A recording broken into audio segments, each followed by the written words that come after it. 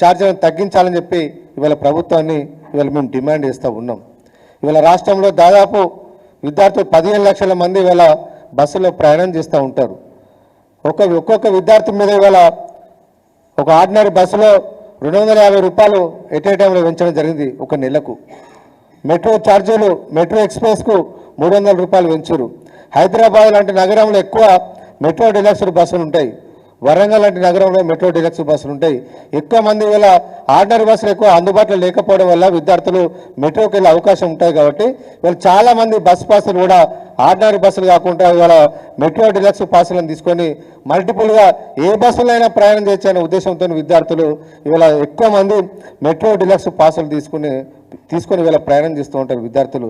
ఎందుకంటే కెరీర్లో ఒకదికు కాలేజీలో చదువుకోవడానికి వేరే కోచింగ్లు పోవడానికి ఆర్టీసీ బస్సుల కోసం ఆర్డినరీ బస్సుల కోసం ఎదురు చూస్తే మిగతా ఏమైనా నేర్చుకునే యాక్టివిటీస్ ఆగిపోతాయనే ఉద్దేశంతో డబ్బులు కొంత ఖర్చు అయిన మంచి అని చెప్పి విద్యార్థులు వీళ్ళు మెట్రో డిలక్స్ బస్సులు తీసుకొని హైదరాబాద్లో లక్షలాది మంది విద్యార్థులు హైదరాబాద్ లెవెల్ మెట్రో డిలక్స్ పాసులు తీసుకుంటారు.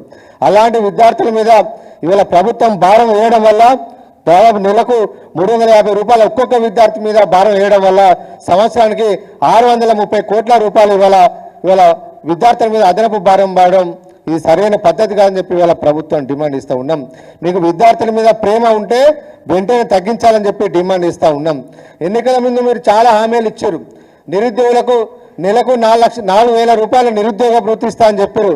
ఇప్పటికి 18 నెలలు కాంగ్రెస్ ప్రభుత్వం ఏర్పడ్డా నిరుద్యోగ భృతి మీద ఒక ఆలోచన చేయలే, ఒక క్యాబినెట్లో కూడా డిస్కషన్ చేయలే.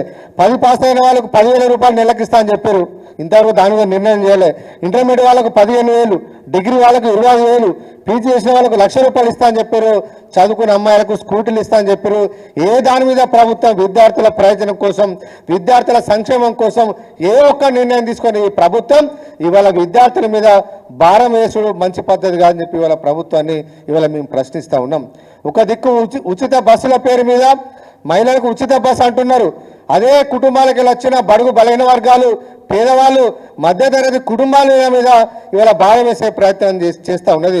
ఒక దిక్కు ఉచిత బస్సు అనుకుంటేనే ఇంట్లో ఒక పెద్దవాళ్ళకు మహిళలకు ఉచిత బస్సు అనుకుంటేనే వాళ్ళ పిల్లల మీద ఇవాళ అదనంగా 350 రూపాయలు నెలకు సంవత్సరానికి దాదాపు ఒక 3,600 రూపాయలు ఒక్కొక్క విద్యార్థి మీద ఇవాళ భారం వేయడానికి ప్రభుత్వం జీవో నంబర్ 24 తీయడాన్ని మేము పూర్తిగా ఖండిస్తూ వెంటనే ప్రభుత్వం పెంచిన బస్ ఛార్జీలను తగ్గించాలని చెప్పి ఈ ప్రభుత్వాన్ని డిమాండ్ ఇస్తూ ఉన్నాం. ప్రభుత్వం కనుక దిగి రాకపోతే ఖచ్చితంగా మా నిరసన కార్యక్రమాలు ఉంటాయి. బీఆర్ఎస్ నుంచి ఈ ప్రభుత్వానికి బుద్ధి చెప్పే విధంగా మా పోరాటాలు ఉంటాయని చెప్పి ఈ సందర్భంగా మేము విజ్ఞప్తి చేస్తూ ఉన్నాం.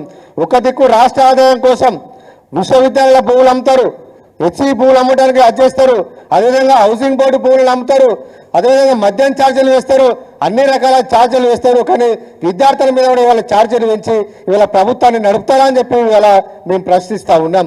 ఇలాంటి ఆదాయం పరిపాలన చేత కాకపోతే చేతులు ఎత్తేయండి, మాతో కాదని చెప్పండి తప్ప ఈ రకంగా విద్యార్థుల మీద భారం వేయడాన్ని మేము తీవ్రంగా ఖండిస్తూ ఉన్నాం.